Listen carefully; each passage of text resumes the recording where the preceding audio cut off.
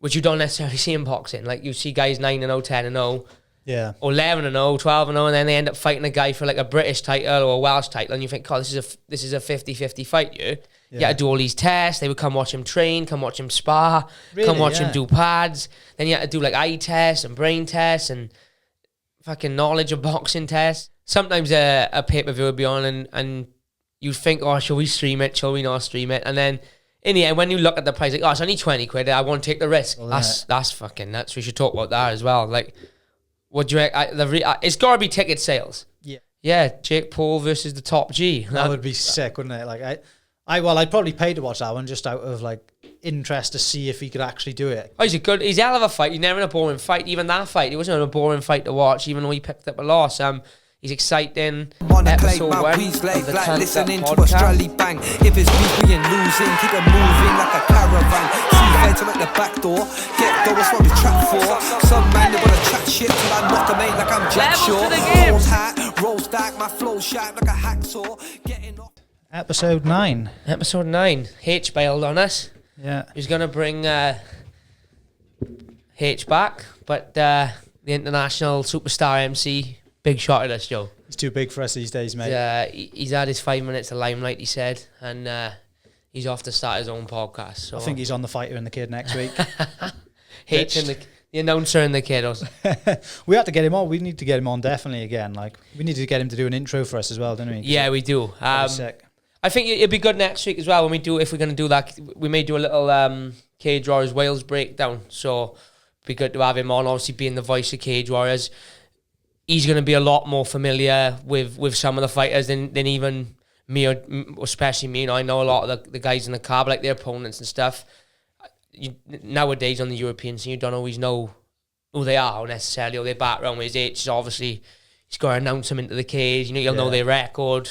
So he's an MMA fan, so I can well imagine he's the type of researcher fighter, and so it'll be good to have him on for that, especially to keep an unbiased opinion when I'm obviously going to be breaking down the boys and the girls fighting against them. Yeah, that's a fair point. I suppose you can't help but look at it that way though, can you? I would imagine you're always going to look at your people with a favourable opinion. Yeah, I think it's natural, isn't it? It's like when you get booked to fight someone, naturally, as good as they are, you kind of look at them like, well, I can do this better than him, or if he does this, I've got this to counter. And it's the same when you see, like, you have a watch of someone who one of your friends or one of your teammates is fighting. As good as they are, you kind of like watch them, oh yeah, but Brett will do this to him, and Brett will do that to him, or with any of the boys. So it'd be exactly the same, as good as their opponents are. I'm obviously going to look at it, having trained with them more and I've been more familiar with them. I'm obviously going to be looking at it with a biased eye in a way, which is also, you wouldn't want to be thinking for 2 months, fucking he's going to lose that fight. No, it doesn't do you any good or the person. But I think as well, like, that's just a natural thing. I suppose some people, though, it drives them having that thing of they think they may lose or whatever, but I don't think anyone like at your level is going into a fight thinking they're going to lose, are they? No, you shouldn't, should you? No. I mean, there's nothing wrong with like going into a fight thinking it's going to be a tough fight and I've got to make sure this is right and that's right, and you even say to yourself sometimes, right, if I let him do this, then it's going to be a long night at the office. But at the same time, like you said, especially at the higher level, or not even the higher level, but anyone who got like ambitions of getting to the UFC or even getting to the upper end of Cage Warriors, even the upper end of the amateurs, you shouldn't be going into fights thinking, I might lose this one. You should always look at it in a positive light. As tough as a fight is, you should always be looking for like a route to victory. That's how my mind works, and that's more than likely how 90% of fighters. You get like your journeyman, and you get guys that are kind of obvious and might jump in and think, I might pick up a loss on this one. But those who are like serious about it and fucking got ambition, then they're more likely going to look at it as, right, well, it's tough, but I'm going to do this, this, and this. Yeah. Do you think you really got that in MMA at the minute? It's not really like the journeyman type thing like boxing, is there? Or is there a few? No, you don't get some. Obviously, in boxing, it's like very different to come up in boxing, because like 95% of boxers, I would say, who go pro, they end up having their first 15 fights. They're not real fights. They're learning experiences more or less. And I'm not against it. I'm not necessarily for it. I don't think you need 15 fights against a guy who's not trying to win. But at the same time, I think maybe 3 or 4 or 5 of them is not a bad thing, because it kind of helps you learn on the job. But also, you see guys like your Joe Cordina and your Olympic medalists who do kind of jump. They do like the MMA route, in a sense. They jump straight in. Like Joe was fighting for a title in his third or fourth fight. Same with Lomachenko. I think his second fight was for a world title. So there are exceptions. But at the same time, it's not a bad thing. Like even now, you look at guys like Ryan Garcia. Like that guy he fought in his last fight. Looks good on paper, doesn't it? Like a former world champion and only lost 2 fights. But, you know, they're kind of like picking him, and not just him, they're doing it to all the top guys. They're picking them fights to kind of build them up ready for these bigger fights. So like ready for him to fight Gervonta Davis or Devin Haney or Kambosos or Lopez, Lomachenko. You don't see that so much in MMA. It's kind of like, well, every fight I've had, what am I now? I'm 16-1, and I had one fight which was against, you know, a guy who wasn't pretty much going to roll over, and that was because my original opponent didn't show up to the weigh-in. Yeah. So we had to pull this guy in, on the morning of the fight to make sure that I didn't go without a fight. Every other fight I've had, on paper at least, has been a 50-50 fight. I think he's my first pro fight is the only guy I fought with a losing record. I think every other guy I fought have won more than they've lost by far. Which you don't necessarily see in boxing. Like you see guys 9-0, 10-0, or 11-0, 12-0, and then they end up fighting a guy for like a British title or a Welsh title, and you think, "God, this is a 50-50 fight." So you don't see it as much in MMA, especially nowadays. Back a couple of years ago, you would see there were a couple of guys on the circuit that were kind of like just jumping to lose, get their £500 and go again next week. But I think safe MMA has put a big loss to that, because to fight pro now on a good show, you can fight on shitty little shows where you can just turn up and fight like the old days, but to fight on a good level show like Cage Warriors or Cage Warriors Academy or what's the other one that they gotta be, I can't remember, there's one up in England, they gotta be safe MMA red. Even if you're a journeyman per se, you're going to lose, you've got to have a safe MMA membership, which is, I think it's like £100 a year. You got to have bloods, you got to have brain scan. Yeah, you got to have eye tests, you got to have a physical. Obviously, they last like 12 months. Like a brain scan, as long as you don't get knocked out, lasts 5 years. So you have to pay that every fight. But it kind of like cancels out the Muppets who've had like 2 amateur boxing fights and like, yeah, I'll jump in and have a pro MMA fight. And then they end up picking up a loss. So I think that's where the sport was probably going wrong 5-6 years ago, was there was too many of those about, and you could jump in and fight. It's like I used to say, it's the only sport in the world at the time where you could just be like, yeah, I'll have a pro MMA fight.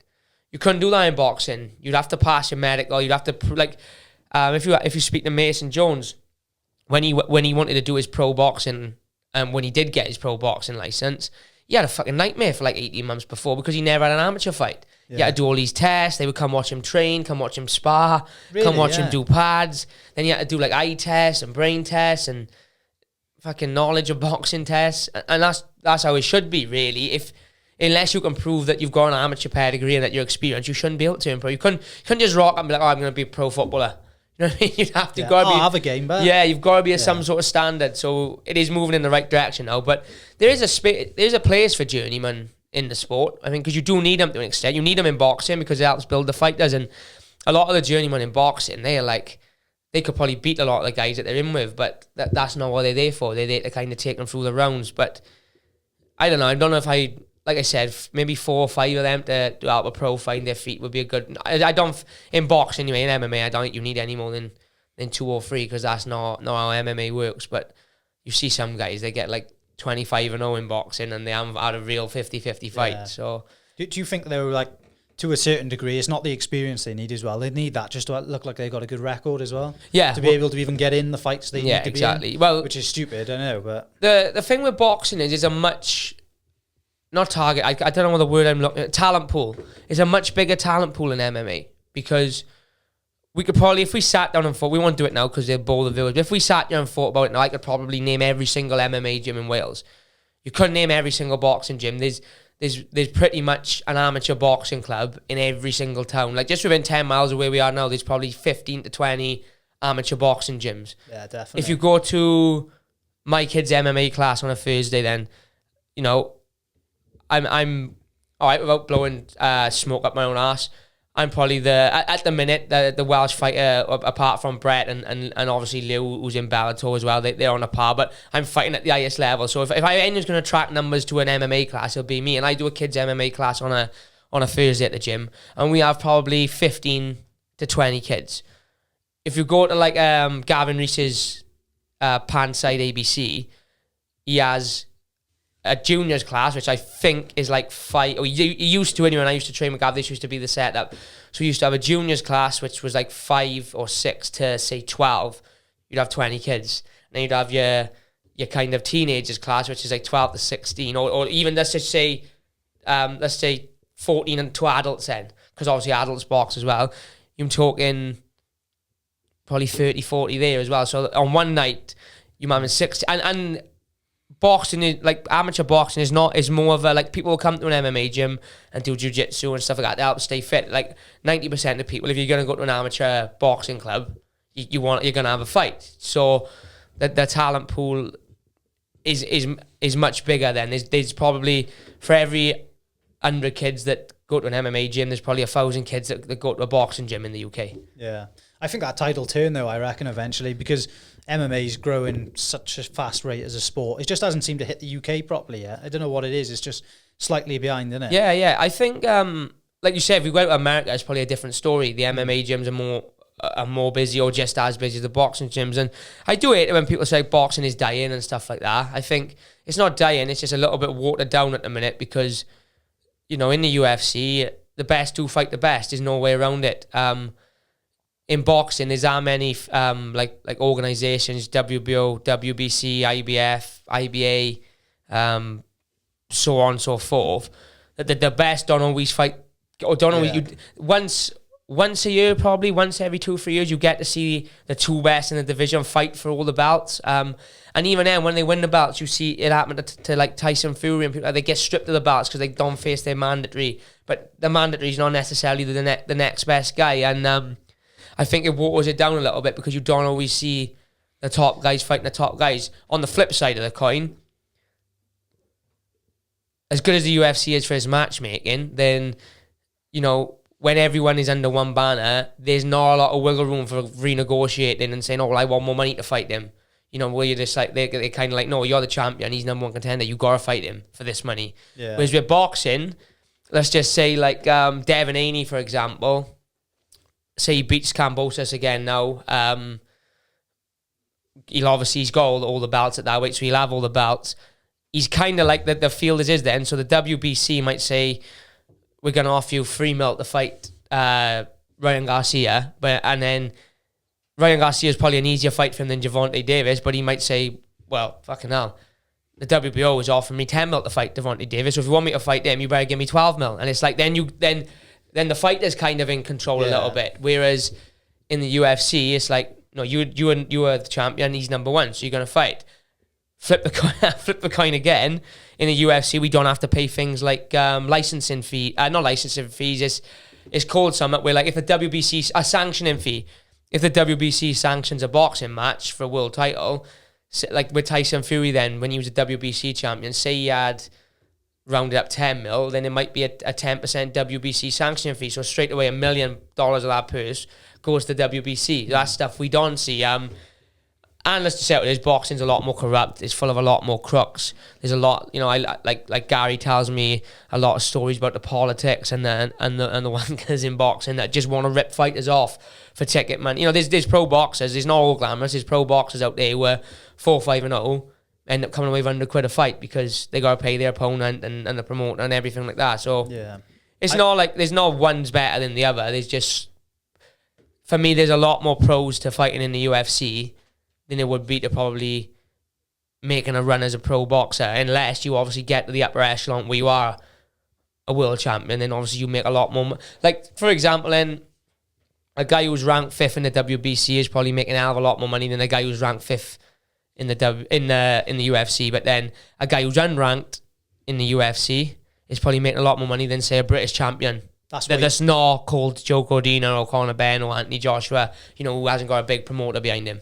That's what you don't see in it, is the fact of like someone who's literally at the start of their UFC career which is like effectively the same as being on like the undercard of Matchroom or whatever, is on like 25k. Whereas I don't know what they're on a Matchroom, but I wouldn't imagine they're getting anywhere near that if they're on like the undercard. I mean, some will be, but like, chances are, if you're opening up a Matchroom bill and you're not promoted by Eddie Earn, then you're probably on a couple of grand. Like you said, whereas you could sometimes have a case where they open the undercard on a UFC and they're on 20 and 20.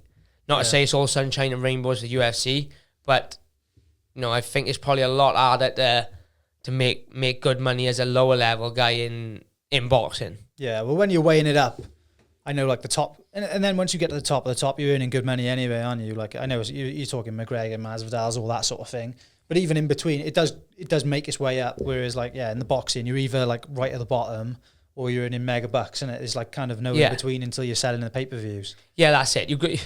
The reality of it is in boxing, you kind of got to be a pay-per-view star to make the mega money, whereas UFC is similar, but at the same time, UFC they got a good machine behind them, so they're very good at like turning people into a pay-per-view star that probably wouldn't be a pay-per-view star or haven't got a pay-per-view personality if they weren't in the UFC. They're story writers, aren't they? They know how to tell a good story. Like they could flip someone who's maybe never going to be a star on their own right into a star by just like putting a few bits in there, putting a spin on it.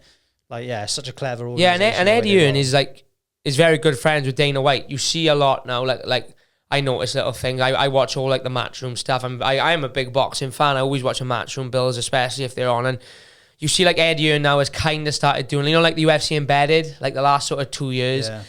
If you go on the Matchroom YouTube Fight Week, there's like behind the scenes day one, and they essentially embedded. It's like Eddie Earn is essentially trying to. He's come out and said it himself. He's trying to build a UFC type model, but in boxing, where if the UFC put a show on in Cardiff in 5 weeks' time, regardless of who was on the card, it would sell out. If you put on a Matchroom bill in Cardiff in 6 weeks' time and didn't put the Welsh boys on it, you probably wouldn't sell 1,000 tickets. Whereas, like he's saying, wants to try and build like Matchroom to be the same as UFC, where it doesn't matter who's on the card, you're going to go and watch because you enjoy the product. The brand is bigger than the brand, fighters, exactly, not the product. Yeah, the brand is bigger than the fights itself. Yeah, that's it. Well, the second, like, I'd imagine, obviously around here you're known by a lot of people. You go to America, maybe they're not so many people. I know obviously you've got fans there, but if you said I'm a UFC fighter, they'd be like, oh, the UFC, innit? They know it straight away. If you say you're a Matchroom fighter, a lot of you, like casual people walking the streets, won't even know what that is, would they? No, they wouldn't. They'd be like, what's that? And you'd have to, boxer, I'm a boxer. Eddie Earn, they may know Eddie Earn, they may not know Eddie Earn, but... Yeah, he's kind of bigger than his brand. He is, isn't he? Yeah, really? and that's how he's done a good job of doing. He's like kind of become this personality, haven't he? This like, no, I don't want to say an internet personality, but he's a figurehead in British sport. I think most people who are watch sport, not even boxing, most people who watch sport in the UK would likely know who Eddie Earn is, I would think, anyway. Yeah, definitely. Well, we had a bet on.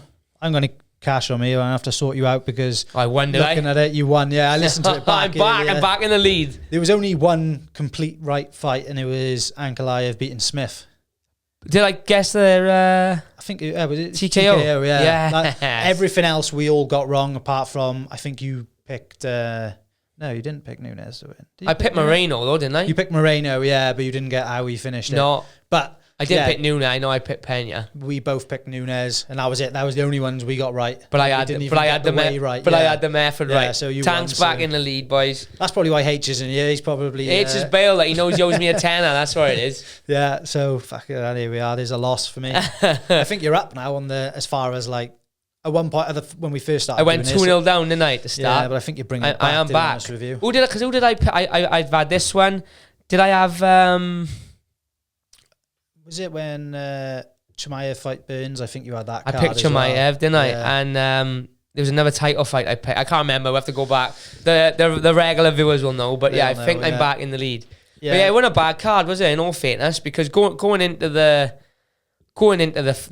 show, I was kind of like, it's not a massive card for a pay per view, but as always, 9 times out of 10, when the fights don't look that appealing on paper, not that they weren't appealing, it's 2 title fights, Derek Lewis, but Ankalaev and Smith. But on paper, one of the biggest card this year, was it by far, and it ended up, being a really good card to watch. Yeah, we're lucky here in the UK, mind, aren't we? We haven't got to pay the pay-per-view fee. Like BT Sport's a blessing, isn't it? You can see why like they don't do numbers or like cards like that, because there's no real pay-per-view start on, and they charge you more. What is it in the It's US? like $80 or like $80. And if they charge like $20, if you've got nothing to do on a Saturday night and over there, you probably think, yeah, I'll go on, I'll chuck it on. But there's a lot of people over here, even when it's like a McGregor pay-per-view, they're like, 20 quid, I'll see it tomorrow, innit? well, people will stream it as well, won't they? That's the harsh reality of it. Like people will illegally stream it, whereas if it was 10, 15 quid. Like I've done it in the past, right? Like I remember being a kid with my old man and like 16, 17. When the boxing was on, if it was a big fight, yeah, you pay your 30 quid. But then sometimes a pay-per-view would be on and you think, oh, shall we stream it? Shall we not stream it? And then in the end, when you look at the price, like, oh, it's only 20 quid. I won't take the risk. Same with me now. I pay for BT Sports. I think, like I'd rather have the security of knowing it's definitely going to work, especially for like the McGregor fights and stuff. So you get value for money with BT though, don't you? Because it's every week. And there's a lot of stuff on through the week as well. They have like the UFC Connected. They always put on all fights on. I think we've got it. I know they have Sports Center and stuff over there, but we've got like BT is a lot better over here, I think, than what they've got over there in terms of product. Yeah, definitely. Well, you see it like, for instance, Jake Paul was supposed to fight this weekend. That's been cancelled. That's fucking nuts. We should talk about that as well. Like, what do you it's got to be ticket sales. Yeah, well, it's got to be ticket sales, right? I think what he's saying about the weight and stuff, I think that's happened. But had they sold out the arena and they were on target to do 1 million pay-per-view buys or 500,000 pay-per-view buys, it would have been resolved 100%. Jake Paul would have probably said, right, you can do because what were they going to do? 205 they wanted to do, weren't they? Yeah, well, they were going to do 200 and then they moved it to 205. He couldn't make it, could he? Yeah, but he said that he could do 205, but they reckon that he offered him a 205 contract and then he turned it down. Like I said, if the arena was sold out and they were on target to do 1 million buys, that would have been fast move to 210. It's kind of like the buzz behind it's gone now, knowing that he can fight a little bit. Yeah, because he's knocked a couple of people out. Yeah. It's kind of like, well, he's just a fighter now. But I mean, I was interested in seeing this fight because I don't think, what's his name, Rackman? Yeah, I don't think he's like ever going to be a world champion. But he's obviously, he can box. He's 9-1 as a pro. He's had a good few amateur fights, so he can box. You know what I mean? It was the same with the Tommy Fury fight. Tommy Fury fight was a little bit different because he's a bit of a celebrity. But with this one, like for me and people who are a little bit more like other purists of combat sports, say we'll watch, like, you know, like me and you, we'll watch wherever. If there's a boxing match on, if it's MMA, if it don't matter who it is, we're gonna watch it. Yeah. I was interested to see it. Would you have paid for it though? Like, I wouldn't have paid for it. No, I wouldn't have paid for it. But at the same time, would you be interested if you're not really if you're just a Jake Paul fan, or you just you're like, you know, you're like an internet, you're into your YouTube, would you pay to watch him fight a guy nobody knows? I don't think so. No, you'd probably pay to watch him fight Tommy Fury because Tommy Fury's quite famous as well. Yeah, I'd probably be more inclined to pay for that as well. Yeah, and you sell it as, it's Tyson Fury's brother. He's got to be good. But like you said with this one, he was kind of like, well, we know the guy can box, but you know, we've never really heard of him before. You know, his dad used to be world champion. So yeah, and I seen Dana saying it costs like $500K just to turn the lights on in MSG. So it's like, Dana's obviously convinced that it was because of that. Dana doesn't like Jake Paul, so it's obviously no surprise he's saying that. But I do believe, I'm not saying the weight thing didn't happen, because I think it did. But I think if they were on target to make a big profit, it would have been resolved fast. No. And I guarantee you, he said all this shit about Tommy Fury. He ends up fighting Tommy Fury next. Yeah, I think so as well. I don't know why that keeps falling out.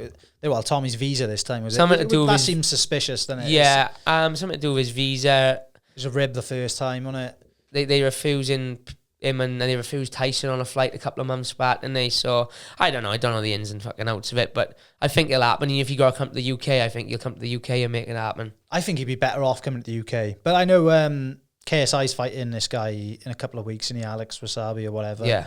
I haven't really. I don't know the other guy. I obviously know KSI. Again, I only really know KSI because of the Logan Paul fights. I never really heard of him. Yeah, before that. He wants to fight Jake if he wins this fight. I think I know it's two YouTubers again, but I do think like if they want to make money, that's going to be the fight for them, isn't it? Well, I don't know what KSI's boxing. Yeah, it will sell. I mean, I don't know what KSI's boxing like now, but when I watched him and Logan Paul fight, they were both a pair of bruisers. They were swinging from the hip, but none of them could really box. Logan gets away with a lot because he's a freak athlete. Like, you've seen him at the wrestling on the weekend, fucking Insane. frog splashing off the top rope and backflipping. But Love 08, Jake Paul, right? I can look at him as someone who's training Love. I can look at him and see that he's got technique, see that he's getting better, and he obviously punches hard. Like, he put Tyron Woodley out cold. He put Ben Askren out, and I know Nate Robinson is a basketball player, noted, but he put him out. Like, there's not the way he knocked Tyson Fury, be fucked. The way he knocked Tyron Woodley out, it wasn't a lucky punch. It was a technical shot. It was a good shot. So he can box. So I don't know if KSI should really be eyeing that fight up now. Probably should have eyed it up straight after.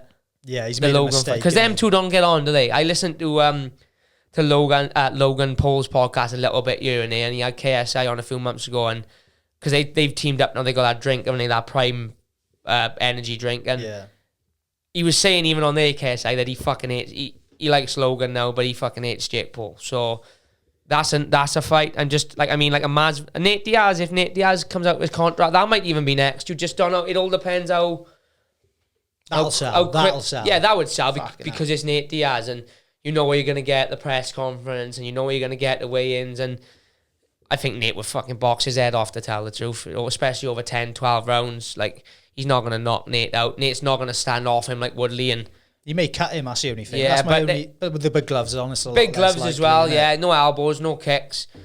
And let's be honest, Nate's just going to pressure him for fucking 12 rounds. He can throw all the bombs he wants. We've seen in the Woodley fight, he got tired after 8. So yeah, I know Nate's a pretty good.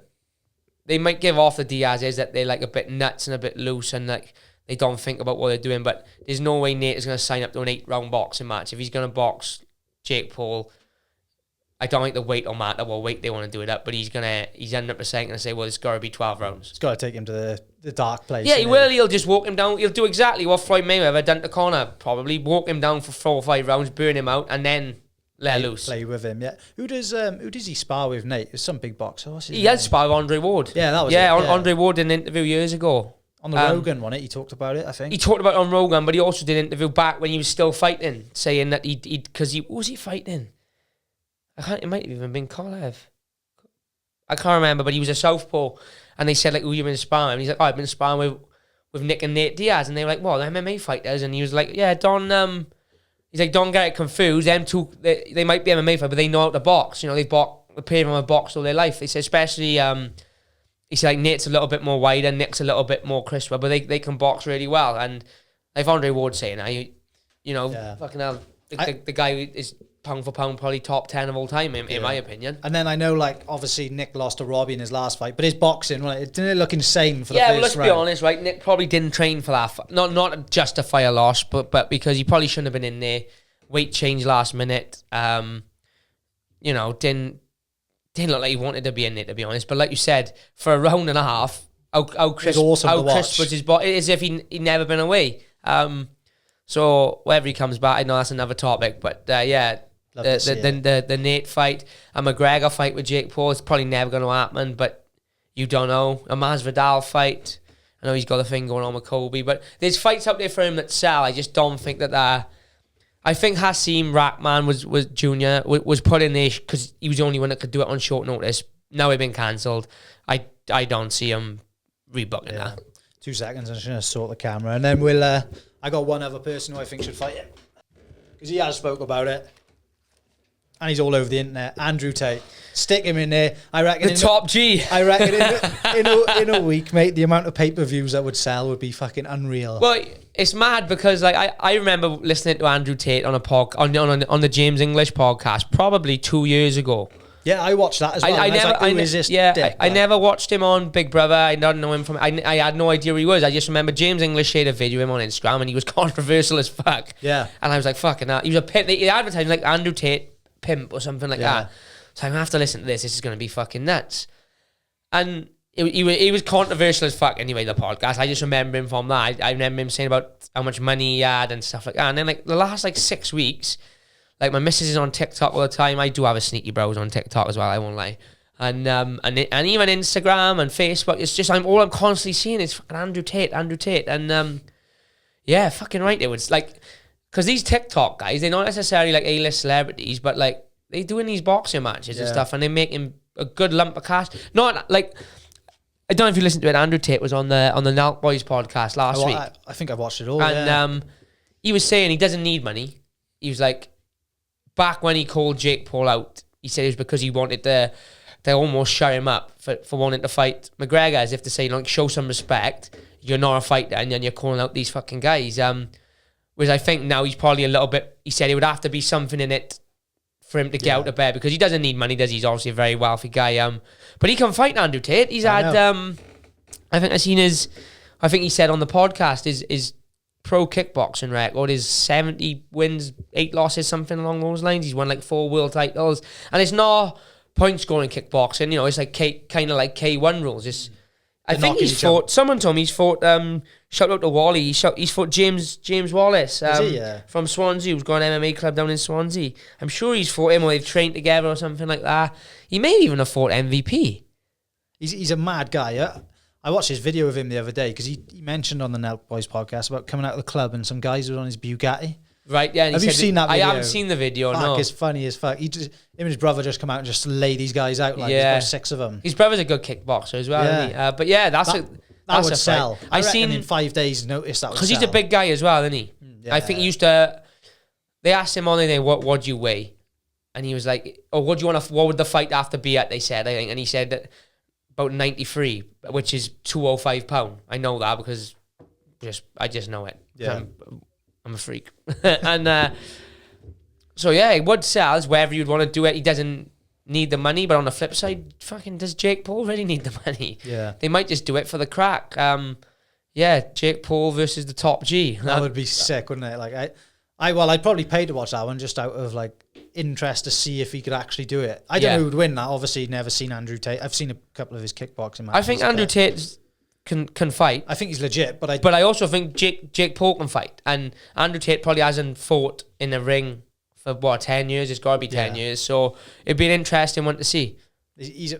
I seen him the first time on that James English as well, and back then I was thinking, this guy's a right tool. I struggled to watch him because I thought he was a right arsehole, like, and then next thing you know, like, he's in my feed all the time. He's drip feeds, and you start to understand what he's saying. He's kind of toned it down a little bit as well, haven't he? I've noticed. From like, there, like on the James English one, like you said, he was proper over the top.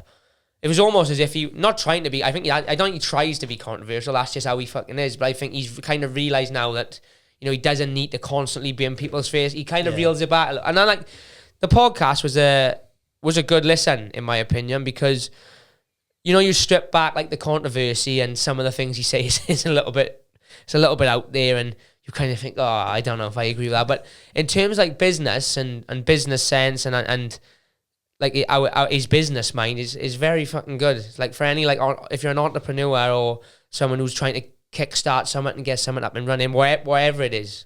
Not it doesn't have to be webcam businesses like him. That's what we're doing here. Yeah. That's what Joe's going to be doing in the spare room now. Yeah. But he's got a good bit, and obviously he has, because look at the money he's made. 100%. He's a little bit dodgy though that he lives in like Romania, and he always mentions like his other life. Yeah, which like he doesn't want to go into. I wish he much. would go into it though. He's obviously done something fucking nuts, haven't he? Because like his mother's British and his father's American. I think that's right. Yeah, chess player, wasn't he? And he doesn't live in the UK, and he doesn't live in America. He just lives in like mad places in Europe, like Romania. He was in. I think he was in Chechnya at one point, wasn't he? He was in Croatia filming. Croatia, Portugal, I think. He's living on a yacht pretty much. It's a bit like McGregor, isn't he? So, yeah, the top G. But him and Jake Paul, I'm up for that. I'm all in on that as well. Fucking hell. We'll have to clip that for sure. Try and get some of that Tate love. He's fucking... It would be class. I think join Hustlers University before long and see what happens. What was the thing he was talking about on there? Did you hear that bit? It was like a secret kind of organisation, and it was like... The War Room, is it? Was it like $5,000 entry fee or something? And But it was like, that sounded fucking bizarre as well. He'll kick you out if you're not working hard. Yeah, and he's saying like they help him make money, but at the same time, like he said, there was like 3 people from the war room in Ukraine when Russia invaded, and they all got picked up like safely on fucking private jets. And so I'm thinking to myself, who the fuck is in this group? Do you know what I mean? Who's in this group with him? So yeah, I'm not going to call bullshit on it.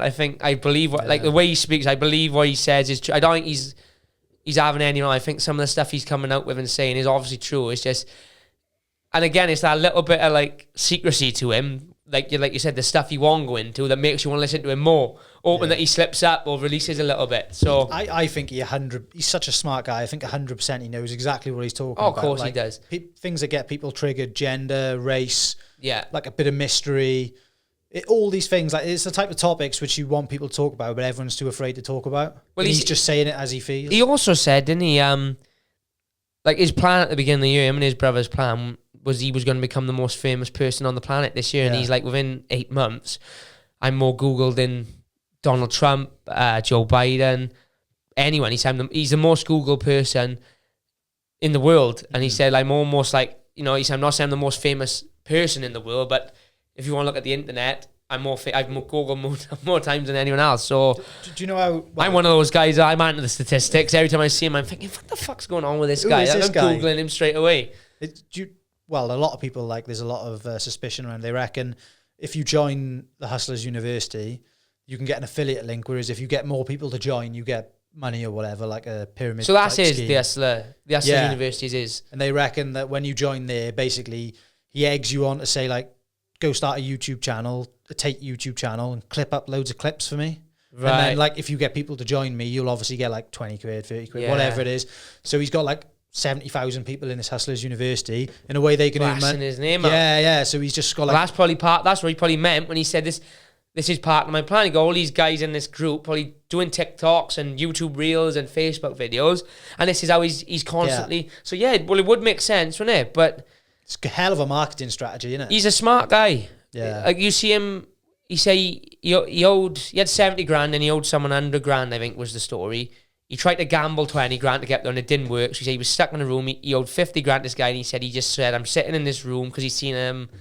I think it was Einstein or someone like that. They said whenever they had a problem, they would sit in a room until they worked out the problem. And I think he said he wrote down, right, what have I got that I can make money off? And then that's how he ended up.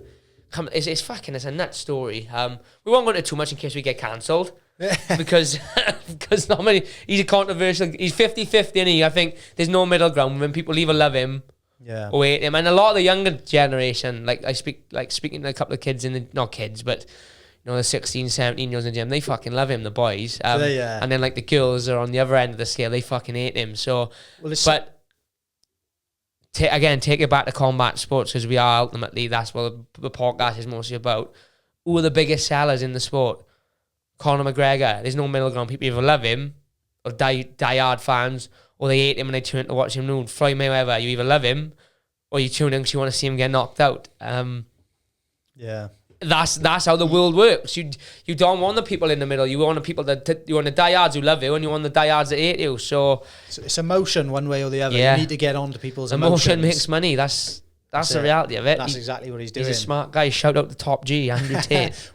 or not shout out to him if you don't like him. What we're going to say is that we're going to start a Patreon, isn't it? So I think if we can do really well on the Patreon, I think we'll sign up to the War Room and give you all a bit of insight. Yeah, that's a good shout. Yeah, that's actually a good shout. Yeah, we're going to start a Patreon. We'll release more details, obviously, separately, but yeah, I think we're gonna have a couple of different options on there. I think we speak about 3 episodes. I think the first 100, what are they called on Patreon? Subscribers, patrons. I think the first 100 patrons will go into a draw to win some fight gloves from. I believe I have a pair there from my last fight, and I have a pair there from my fight in September where I fought with one arm. So. And everyone see these trading cards that everyone's got, the Jack Soul, that's that fight. So the fight of me punching on that trading card, you got a chance to win the actual gloves from that fight as well. So the first 100 patrons will go into a draw. But we got lots of other stuff as well. Training videos. We'll do a video, so we don't bore you with it now. But like this one's going to be out Thursday, so come Friday, Saturday, hopefully we'll have a video explaining more about the Patreon. And how you can get involved, and we'll blast it over the socials and stuff. Obviously, keep an eye out for it. I think it's ready to go, isn't it? Pretty much, it's ready to go live within the next couple of within the next week or so. So and then one of these a month will be getting uploaded onto there. train like tanks. So I think that'll be interesting anyway. Mix it up a bit. Yeah, well, to be fair, me and Joe, we haven't been the most consistent of podcasters, have we? To be fair, considering we fancy ourselves as modern day podcasters, we end up doing like one a month. So we're gonna try and do our best to do one a week, and obviously we're gonna look at stuff like live streams and fight companions, some behind the scenes stuff as well. So the majority of it is all going to come through this channel and Patreon. So yeah, keep an eye out for that. Definitely. I think as well, say for instance, if I'm away or you're away or whatever, like you come here with someone else and film a podcast, can't you? Yeah, you keep saying that. See, you keep saying that, but this is what's going to end up happening is he'll tell me to come here. I'll come here, record a wicked 2-hour podcast, and I won't have pressed record, or the sound will be off, or it'll just be sound and no video, or video and no sound. I'll have to send an engineer. You'll have to send an engineer. I can't be trusted on my own. I don't know how to schedule a video on YouTube. So I don't know how you think I'm going to be capable of recording a podcast. Well, we'll get you there. We'll train. What else we got on the itinerary? Anything else? Let's have a look. Any news? Any fight news? I'm trying to think. I don't know if it's this weekend or the next weekend. Santos versus Jamal Hill. That's this weekend, That's this weekend. And Corey McKenna's fighting on the card as well. Is she? I'm sure that's this. Did she fight? Have I got that right? Because I thought she only fought in London. Yeah, she March, did in March. So I might have this wrong. It might not be this one. It might be double check because I was on YouTube today streaming. I done a stream and someone said to me, "How does Corey get done this weekend?" And I could have sworn it was next weekend. Let's have a look. She's not. It doesn't show the main card on Google. Can you go on to Tapology? Usually say if you go on to Tapology, it'll say upcoming fights. But yeah, you got Jamal Hill against Santos, which is obviously going to be a barn burner. Two knockout punches, two bangers. I obviously cornered Marshman against Santos, and the guy's fucking massive. So no surprise that he's top 5 like heavyweight in the world.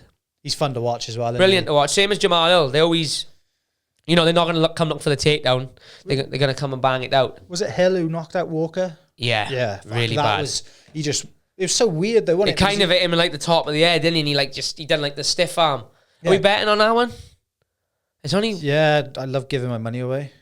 Come on, use the chance. Who is it upcoming on it then? Am I blind? You want me to look? Confirmed upcoming bout, Miranda Granger, UFC Fight Night. 8 for the 6th. So it is this weekend? Yeah. Yeah, so good luck to Corey as well. Another Welsh UFC fighter trying to get it done. Lost her last one, Corey. It was a decision, wasn't it, in London. So obviously looking to get back in the win column. Yeah, and then... She lives and breathes it. 2 wins before that, so she lives and breathes it, Corey. She's the same as anyone in the UFC. She lives and breathes it. So no doubt she's addressed where she's gone wrong, and I'm sure she'll get a win in this one. What other fights are on the card? Joe, you got it there or no? Yeah, a couple of people actually go off topic. Mentioned about we didn't talk about Mason at London. Of course, yeah. I had a couple of messages. So firstly, apologies to the Welsh. I want to apologise to Mason because I know where Mason's like. You probably don't want us to talk about it, but apologies to the Welsh fans that wanted us to chat. Yeah, Mason's fight. It was just one of them. I think the kid had a good game plan, to be honest.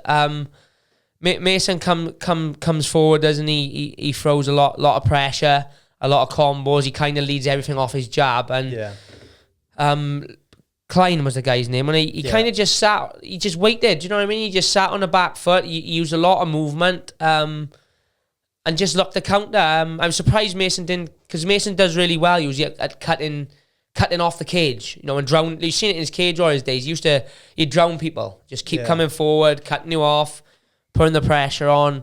But it was almost as if I don't. Maybe the fact that the kid was southpaw and the footwork, it can, things happen on the night. You come against guys, they're tricky customers, and they kind of do things that throw you off. I mean, the ground control impressed me, to be honest, as well, with Klein. I know Mason's he's very hard to keep down. You only got to watch his fights to tell. He doesn't get taken down a lot. But when the guy did take him down or had him down off the knockdown, he did a good job of controlling and racking up the control time. I spoke to Mason a day or two after the fight on text, and he just kind of said that he just felt like he couldn't get going. He felt like when he did get dropped, that he said he was his head was a bit cloudy for a couple of minutes, so he had to spend time on his back to recover. And it's hard when you're two rounds or potentially 2 rounds down to then go out and chase the third. I think he went for like a flying triangle. Yeah. I know what people are thinking. They're like, why would you do it? But when you're chasing the scorecard, he's thinking straight. It probably weren't the most. When he looks back, and I bet he kicking himself thinking, what did I do that for? But it's the same as Glover. Yeah. And against Jiri, why did Glover pull a guillotine? It's like in Glover's head, he could be losing the fight. It could be even. He's fighting to finish. But then if it happens, like, it's the best thing that's ever happened. Exactly. Isn't it? So, like, you look at it both ways. He wasn't doing it because he thought it was going to be a shit thing to do. Yeah. He was looking at it thinking, I get the win, yeah? But, yeah, I don't know. It's just, I don't know what it was. Just, didn't seem to have the same pop, did he, as usual? But and again, it could be a number, you don't know. It could be a number of things. I mean, he travelled over to America, from America, sorry. So, could be a case of travel. We don't know how his weight cut went. We don't know if he's carrying any injuries. He was scheduled, but he didn't have an opponent for ages either. Did exactly, he? and that doesn't help. Focus, isn't it? He didn't get matched up till 10 days before the fight. I mean, who knows? He could have watched footage of this guy, thought he was going to fight one way, and he fought a completely different way. He's had a tough run of it, really, Mason. UFC. He hasn't had a great run in terms of he had a hell of a fight in his first fight, but obviously, unfortunately, picked up a loss. Then he looked like he was on to win his second fight, and he had that eye poke, which ended up becoming a no contest. Won his third fight in a close in. He said he had the flu, so he's gone into a fight with the flu and after a shitty weight cut. And then obviously this time he's just come up short against a good guy, but he's a student of the game. He's a proper martial artist, mate. So I'm sure he'll go back to the drawing board. I think he's going back to Team Alpha Male. He told me very soon, so no doubt he'll go over it out there with his coaches and stuff like that. But yeah, we wish him. We just want all the Welsh guys to do well. Yeah. So it was a shitty result, but it is what it is. So he's obviously got areas he's got to improve. He knows that. He didn't even mean to fucking tell him. He knows what went wrong and where he went wrong, and fingers crossed next time out he can get the job done. I'm hoping the best for him because he's always been sound to Major. I mean, he's he's a hell of a fight. He's never in a boring fight. Even that fight, it wasn't a boring fight to watch, even though he picked up a loss. He's exciting. He's exactly what the UFC want in terms of style, but win, lose or draw, he comes and brings a fight. I think you probably agree with me in saying that I don't think he's had a chance yet to show his skill set in the UFC. Just every fight there seems to be something. But yeah, well, you look at him like on the tail end of his Cage Warriors, like going into that fight for the double champ. Yeah. A lot of people weren't expecting him to do what he did, exactly, was he? And he absolutely smoked the guy. So it's sometimes it's a case of when you haven't got momentum behind you, it feels like it's harder and harder to pick up a bit of momentum. So who knows? Hopefully a big win in his next when he can get the ball rolling again. Yeah, fingers crossed. We got a few questions. Should we answer? Yeah, let's go through them. Does Makayev win again at 280? That's an Abu Dhabi, isn't it? Yeah. I would. I mean, I don't know his opponent. I got told on the stream earlier that he's 2-2 in the UFC. I really rate Makayev. He's still very young. I think he's 21 years of age, so he's still really young, but he's got a hell of a lot of experience. I think he's on like a 31 fight win streak. And even though he won a decision in his last one, the guy was the former LFA champion, and he dominated him from completely, wasn't it? I know he didn't get the finish, but the guy defended well, but he had no form of offense. Cardio was through the roof, wrestling was awesome, pressure was awesome. I really think he can go on to challenge for a title. He's young as hell. I know he wants to be the youngest UFC champion in history. Stranger things have happened, especially in a division like the flyweight division, and then not to slate the flyweight division, but it's not the deepest of divisions. So a win year will likely put him into the rankings. Sometimes 1 or 2 wins at flyweight, you find yourself fighting for the belt. So, and especially in terms of depends when Figueiredo and Moreno fight. But yeah, he could do. I think he's got 10 months or something like that. I seen statistically he's got 10 months to do it. So if he's not the youngest champion, even I still think he's got a very good shot of winning the belt. Yeah, I think they may push him as well just because of that fact. As far as I think he's probably, he looks.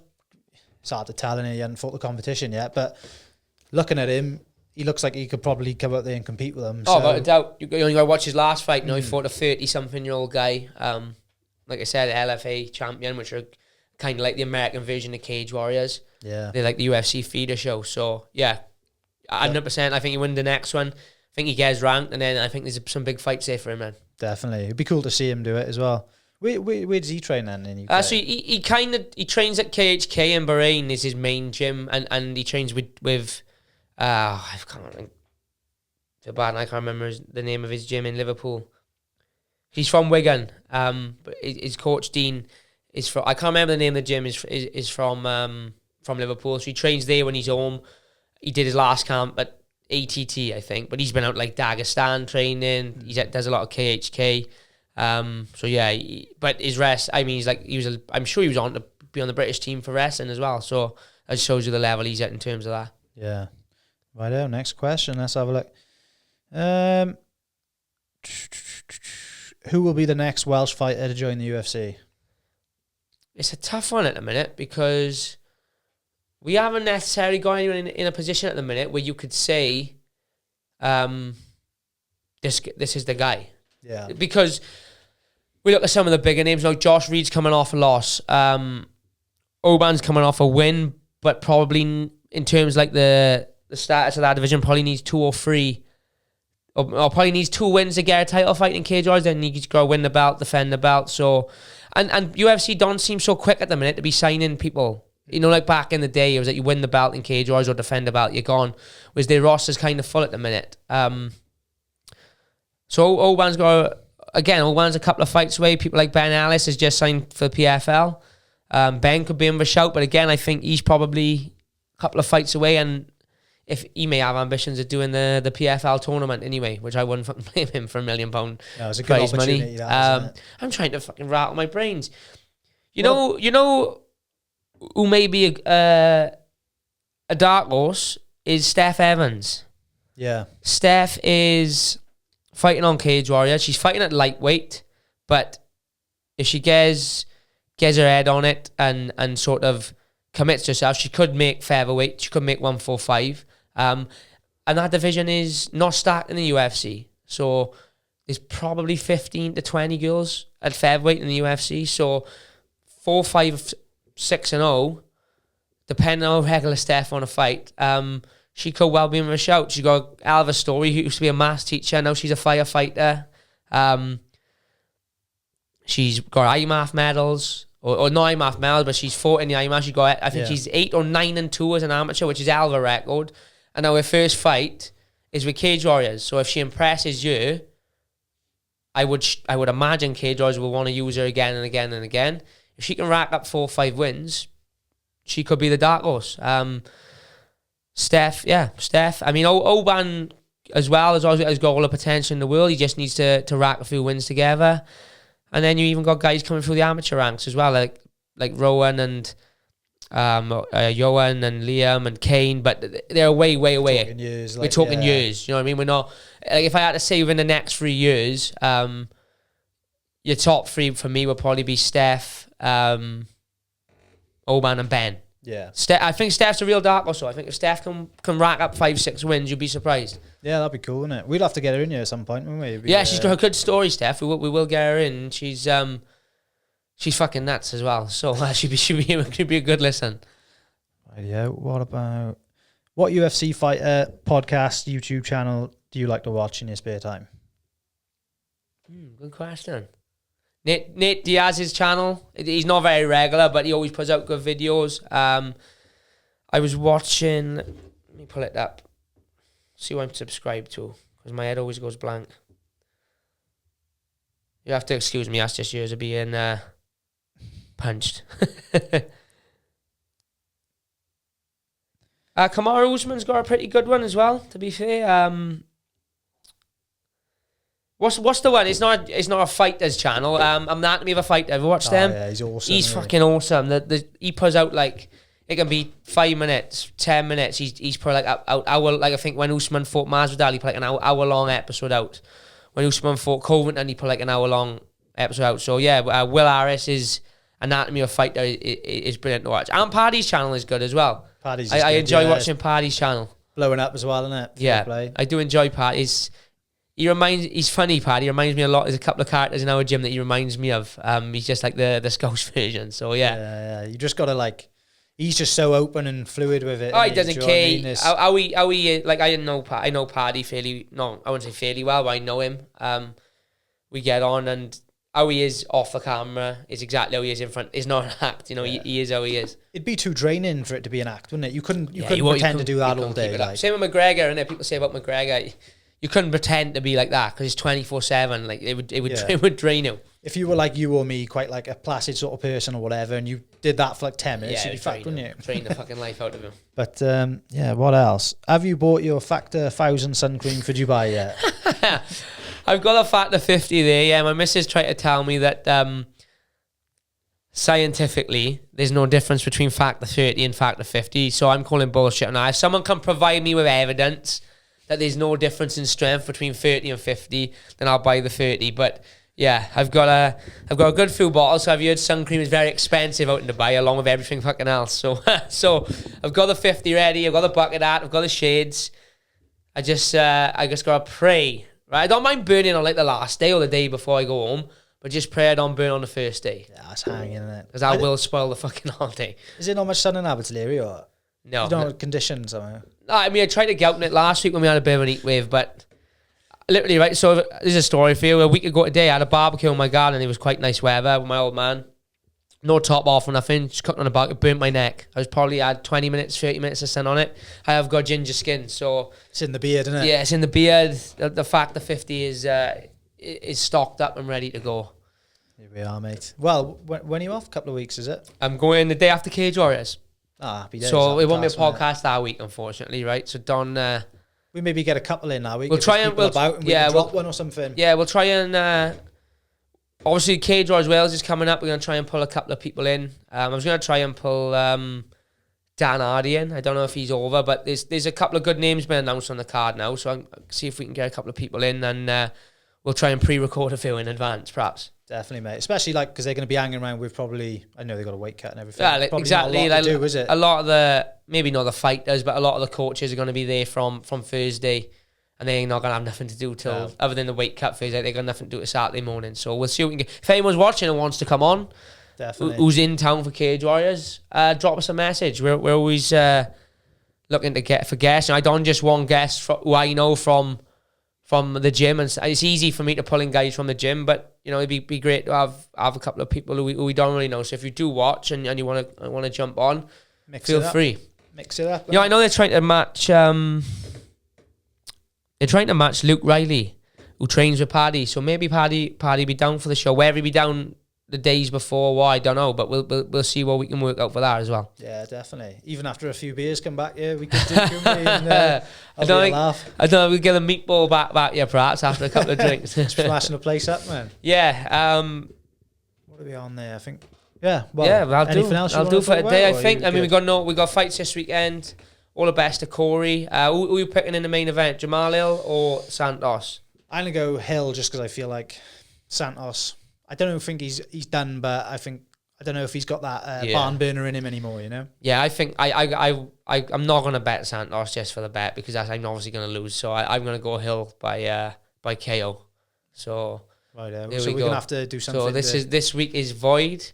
This week is void. We will re-pick it back. I tell you what we'll do as well. We'll do a little for Cage Warriors. We'll do a little bet, but we won't bet on the boys we know. We'll do like I think that's fair. We'll pick the fights we done where we got no affiliation to the fighters, and we'll put some bets on them. Happy days. Here we are. Keep an eye out for the Patreon. Keep an eye out for the explanation video, and as always, like, share, subscribe. Thank you for watching. Peace out. Wanna play my piece like listening to a strally bang. If it's beef we ain't losing, keep it moving like a caravan. See feds at the back door, get go, that's what we trap for. Some man they wanna chat shit till I knock them ain't like I'm Jack Shaw. Rolls hat, rolls back, my flow sharp like a hacksaw.